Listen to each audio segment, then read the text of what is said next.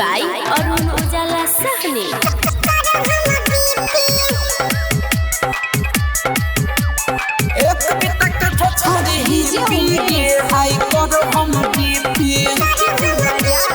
Dance Recording Studio, Janakpur Dham, Nepal।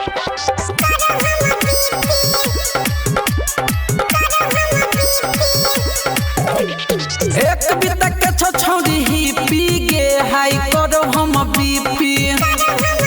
हे गे एक बिता के छोड़ी ही पी गे हाई करो हम बीपी हाई करो हम बीपी गे करो हम बीपी हाई करो हम बीपी पूर्व सब देख के मारो सीटी गे हाई करो हम बीपी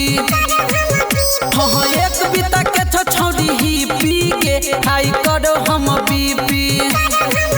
हे गे पूर्व सब देख के मारो सीटी गे हाई करो हम बीपी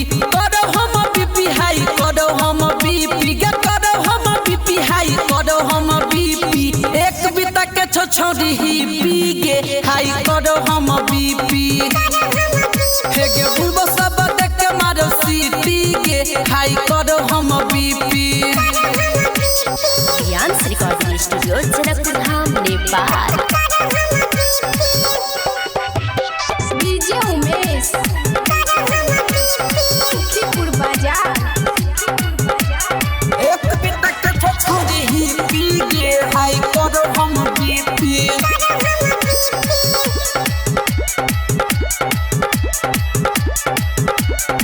करे हमरा जवानी पाछो गरला नजर रे गरला नजर रे गरला नजर रे आ घुमबै एही नाच जवानी के लहर रे जवानी के लहर रे जवानी के लहर रे जवानी के लहर रे जवानी के लहर फेरे हमरा जवानी पर गरल छो नजर रे गरल छो नजर रे गरल छो नजर रे आ घुमबै एही नाच जवानी के लहर रे जवानी के लहर रे जवानी के लहर हे रे गे तोहर पर मन गेल टिकी गे हाई करो हम बीपी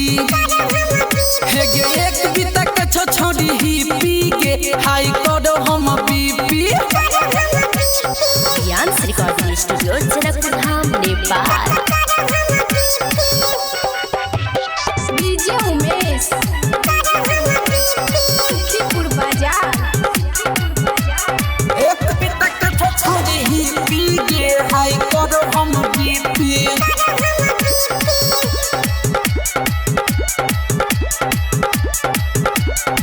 हेरे अखनी की देखै छ देखबे गाड़ी रे देखबे गाड़ी रे देखबे गाड़ी जखन हम घुमबै पहर के उल्टा साड़ी पहर के उल्टा साड़ी पहर के उल्टा साड़ी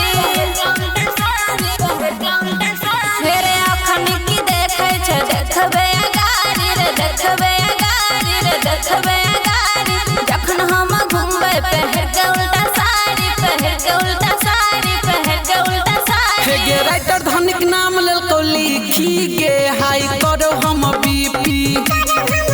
हे गे एक बिता के छोड़ी ही पी गे हाई करो हम BP. Dance Recording Studio, Janakpur Dham, Nepal।